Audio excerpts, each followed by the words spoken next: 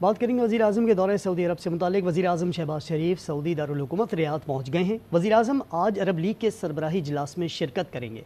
मज़ीद जानते हैं ब्यूरो चीफ इस्लामाबाद तारिक चौधरी से। तारिक चौधरी, बताइएगा दौरे सऊदी अरब के दौरान वज़ीर आज़म की क्या मसरूफियात होंगी? इसमें सबसे अहम जो बातें पाकिस्तानी बहुत अच्छी करते हैं, लेकिन उन्होंने बता दिया है कि आपकी वैल्यू कितनी है। टर्की की वैल्यू जहाँ पे है, कतर की वैल्यू है, जॉर्डन की वैल्यू है, इजिप्ट की वैल्यू है, सीरिया की वैल्यू है। चलो ये तो सारे इजराइल के नज़दीक तरीन ममालिक हैं, नेबरिंग कंट्रीज है, चलो बनता है जी इनकी इंपॉर्टेंस से। शहबाज शरीफ अगर इस टाइम मतलब मोदी के करीब जाते हैं तो वो स्लोगन जो है, जो मोदी का यार वो पाकिस्तान का गद्दार, वो स्लोगन हो सकता है। तो इससे बचना नहीं है। ये जो मैसेज हैं उसको रोंद के रख देंगे। हमारे मतलब इन्फीरियोरिटी कम्प्लेक्स हमारे अंदर पैदा हो रहा है, जिसकी वजह से हम ये इंसिडेंट हुआ है, जो कि नहीं होना चाहिए। हमें अपनी वैल्यू को समझना चाहिए। कह रहे हैं कि इमरान खान ने मीर जाफर कहा और दूसरे अपना दुश्मनाम तराजी की। जी जी। नवाज शरीफ ने इस तरह की बात कभी नहीं की। अच्छा, ये मेरा पॉइंट। इल्जाम लगाया, इल्जाम उन्होंने बात गुजरावाले में की है, इल्जाम सही था, बात एक महजब तरीके से बात की है। सिर्फ मैं आपको बता रहा हूं कि वे डू वी स्टैंड, हम स्टैंड कहां करते हैं जब when it's an Arab cause.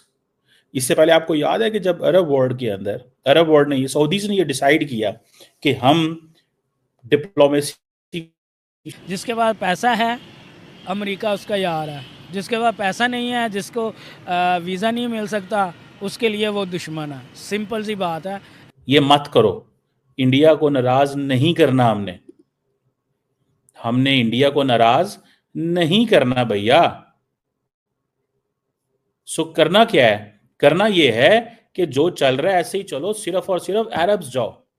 Pakistan चाहता है कि वो अफगानिस्तान के साथ उसकी जो टाइज हैं वो थोड़ी सी टाइट होंगी और ये थोड़ा सा इंडिया के करीब होगा। लेकिन प्रॉब्लम ये है, इंडिया हमारे करीब क्यों आएगा? He is a growing economy. सोचना खबर है कि पाकिस्तान मुल्क इस्लामी रियासत का मुल्क है, इधर काफिरों का झंडा लहरा हो रहा है। क्या कह सकते हैं हम इसके बारे में? झंडा तो झंडा होता है, अब ये काफिर कहाँ से बीच में आ गए? झंडा तो झंडा होता है। ये मत करो। इंडिया को नाराज नहीं करना, हमने इंडिया को नाराज नहीं करना भैया।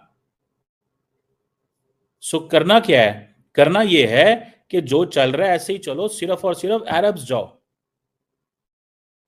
और साथ में एक दो और मुल्क इंडोनेशिया इधर उधर मिला लिया। That is what is their job and requirement. उन्होंने ये किया, हमें इग्नोर कर दिया। अभी इधर भी बुलाया है। अच्छा, तकरीर साहब से ऊंची मारी होती है, नारे सार ना उच्चे साढ़े होंगे, फाड़ लो हम कर रहे होते हैं। ठीक है, वहां पे जो बातें हुई हैं, हमारे वजीर आजम ने सबसे अच्छी तकरीर की होगी।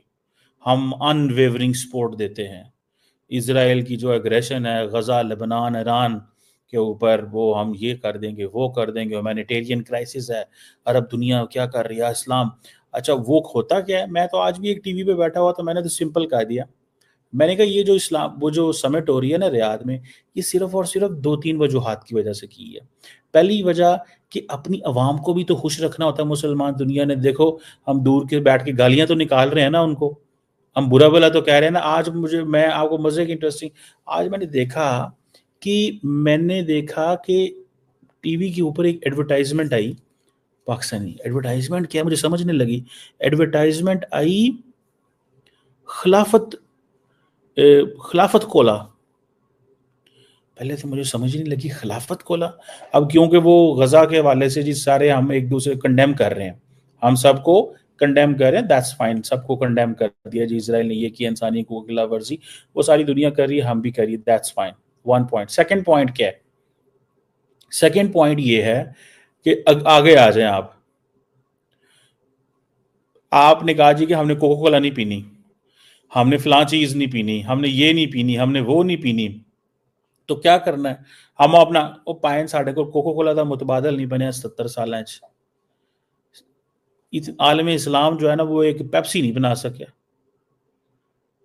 हमें बुरी लगती हैं बातें भाई साहब, मैं तो कहता हूं हमें बुरी लगती है ये बात। हमें अच्छा नहीं लगता, हमारी इंसल्ट होती है इसमें कि आलम इस्लाम एक पेप्सी, कोको कोला, स्प्राइट नहीं बना सके, एक जूस असी नहीं बना सकते। आज हमें वो सारे का सारा वो करना पड़ता है, बाइकआउट करना पड़ता। ठीक है। एंड खिलाफत कोला। अब खिलाफत कोला, खिलाफत क्या चीज है? आपको पता है खिलाफत क्या है? लेकिन वो रजिस्टर्ड भी हो गया, सारा कुछ हो गया। अब लोगों को मजहबी बुनियादों पे कोको कोला बेच का टेस्ट बेचने लगे हैं। और अल्लाह देखो अपना टेस्ट ही नहीं होना। एटलीस्ट आपका ऐसा टेस्ट तो हो ना कि मेरा कोल्ड ड्रिंक पीने को दिल करे यार। मैं तो कोको कोला इसलिए पीता हूँ, मैं टेस्ट के लिए पीता हूँ, इसलिए तो नहीं पीता कि भाईजान वो अमरीकी है, बरतानवी है, इसराइली, मेरा इन चीज़ों से क्या लेना देना। मेरा तो इस चीज़ से उसका टेस्ट अच्छा है यार। मैं स्प्राइट इसलिए पीऊँगा उसका टेस्ट अच्छा है। वो कहते हैं कि आप वो पैड़ी 2 नंबर जो हम बनाते हैं ना वो पिए। हमने तो खैर अल्लाह माफ़ करे, हमने तो 2 नंबर पेप्सी कोक भी बेची है, यहाँ पे बेचते हैं अभी भी। बहरहाल सो क्वेश्चन ये है कि वो हमें ये समझते हैं कि आप पिछली लाइन पे खड़े हो जाएं और आप हमारे साथ ताड़ियां मारो तो दसो कि भाई what we have to do and what you have to do. ठीक है जी। और अभी हम बात कर रहे हैं जी इंटरनेशनल ह्यूमैनिटेरियन लॉ की वायलेशन हो गई है, फलां की वायलेशन हो गई है, उसकी ऐसे वायलेशन हो गई है, उसकी वो हो गया। ठीक है ना जी। सो मुझे मैं तो अपने देखता हूँ जब लीडरशिप को तो बड़ी हैरानगी होती है, परेशानी होती है और खामोश हो जाता हूँ। की बनेगा साडा तो साड़ी लीडरशिप का। ठीक है। और अब ये देखें कि ये इंटरनेशनल कम्युनिटी जो है उसको ये करना चाहिए। अब ये जितनी भी अरब ममालिक की लीडरशिप इकट्ठी हुई है, इन्होंने क्या पैगाम देना है? अच्छा, मज़े की बात मैं बताऊँ, इनमें से सारे मुल्कों के बारे में ये तासुर सारे दे आर चमी हैं। ठीक है जी, they are chummy with the west. अंदरों रोटियां बोटियां खांदे ने, बाहर आके कहते ने फाड़ लो इनू छड़ नहीं छड़ना, उन्होंने नहीं छड़ना, इंज कर देना। ठीक है, which is right, which is not wrong। आपके ताल्लुकात दुनिया के साथ होने चाहिए, अमेरिका के साथ, यूरोप, वेस्ट के साथ। वेस्ट इज़ अ पार्टनर है हमारा सबका, बिल्कुल होना चाहिए। I do understand. लेकिन क्वेश्चन ये है ना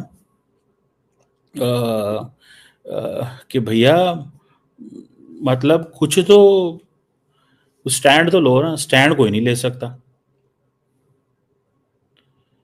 स्टैंड कोई बंदा नहीं लेगा। ठीक है जी, स्टैंड कितों लेना है? स्टैंड लैन लगे तो बड़ी ताकत चाहिए,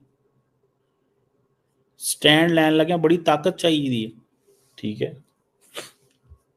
और वो देखिए मालदीव्स के जो प्रेसिडेंट हैं वो पहली लाइन में खड़े हुए हैं, हमारे वज़ीर आज़म को पीछे खिलाता उन्होंने। वो शुक्र करें थोड़ा सा उर्दुगान अगर राइट साइड पे हो जाता तो वज़ीर आज़म साहब तो सिर्फ सिर नज़र आना सी, अभी तो उनका सिर्फ मुंह नज़र आ रहा है। सो